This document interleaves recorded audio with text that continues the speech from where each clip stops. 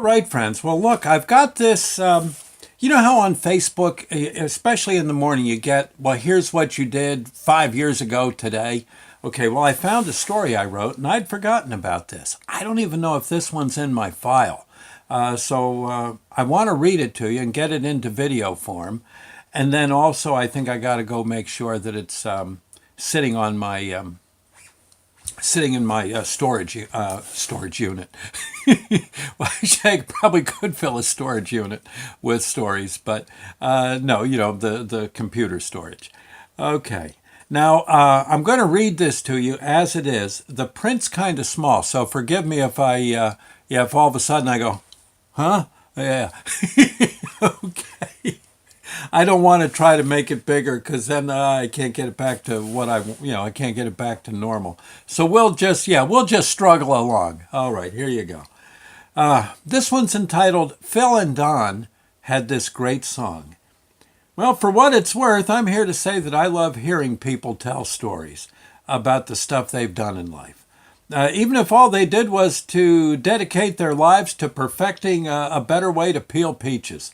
In fact, I'd really kind of like to hear that. But I want to hear all about it. If it was important or eye-opening to them, well, count me in and help me pull up a chair. The nice thing is that most folks you run into have truckloads of tales to tell, and they're all worth hearing. It's even more fun if their story reminds you of one that you can share. Pretty soon, the hours have just flown by in a beautiful flash, and you and that person are the better for it. The Everly Brothers once sang a beautiful song called Stories We Could Tell. It's been sung by others, too. John Sebastian wrote it some time ago, I think, when he was with the Lovin' Spoonful. You should listen to Phil and Don sing it if you get a chance.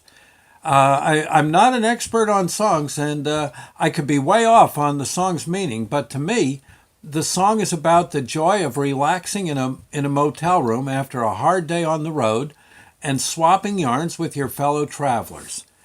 Oh, in John Sebastian's case, it might be. Well, wait a minute. Let me just get. In John Sebastian's case, I just scrolled past it here. Hold on.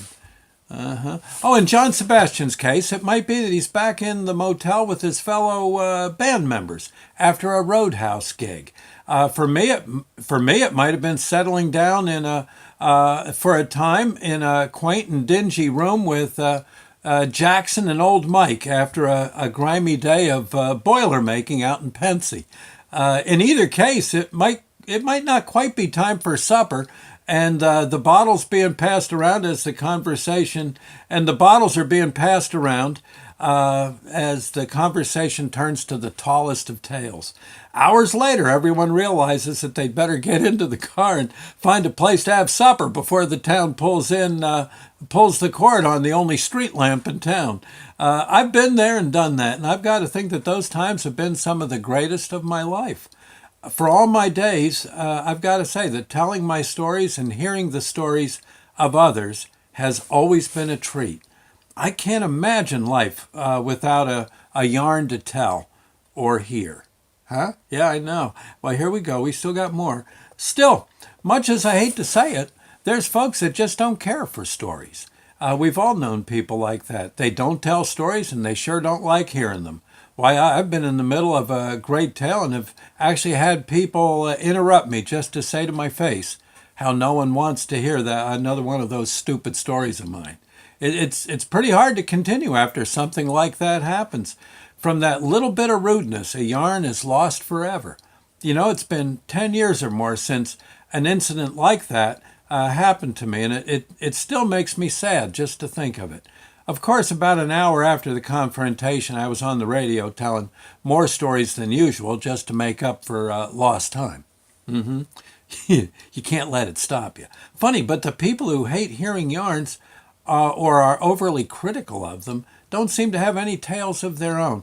Oh, they might have some great stories, but we'll never know. We'll never know. Sadly, their lips are sealed and the world is a little less happy for it. I'm sure they could be a great source of entertainment, but not this time around. Such a shame.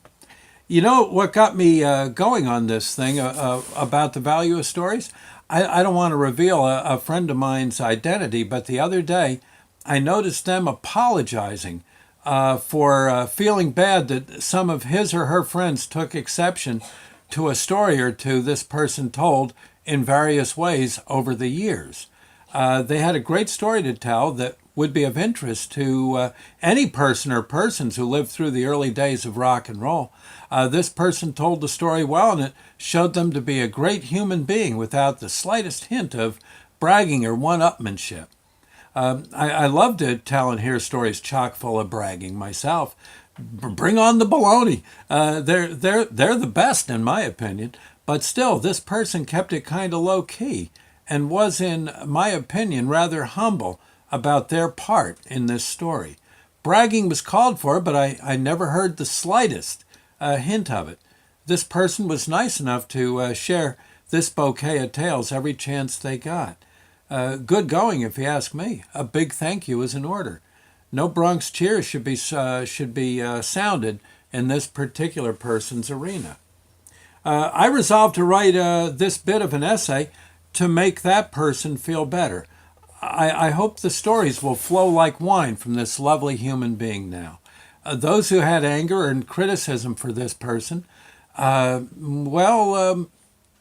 should look in the mirror and notice that they come equipped with ears and a mouth. The purpose of the mouth is to tell tales. The ears are for hearing the tales of others. Their nose is for sniffing out stories, both good and not so good. The eyes partly are for visualizing stories and seeing good ones coming down the pike. The brain is for putting stories together and also for remembering the good tales you've heard. Under your rib cage, the heart is there to feel the story as you tell it or hear it. You can't see in the mirror. You can't see it in the mirror, but trust me, your soul hovers nearby. Stories make it very happy, and it somehow turns all the stories in that little room we call life into something eternal. Yeah. There's a phrase in that song, Stories We Could Tell. There is a phrase, rather, in that song, Stories We Could Tell. I don't know it exactly, but it goes something like this. If you wonder why we ride this carousel, we do it for the stories we could tell. I hope there's buckets of stories in this person, and for you too, folks, and that we're all lucky enough to hear every last one of them. Friends, keep your mouth moving and your ears peeled. All right. Well, there you go.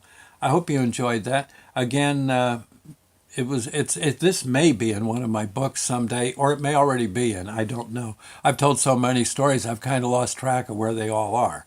But this one now at least recorded verbally.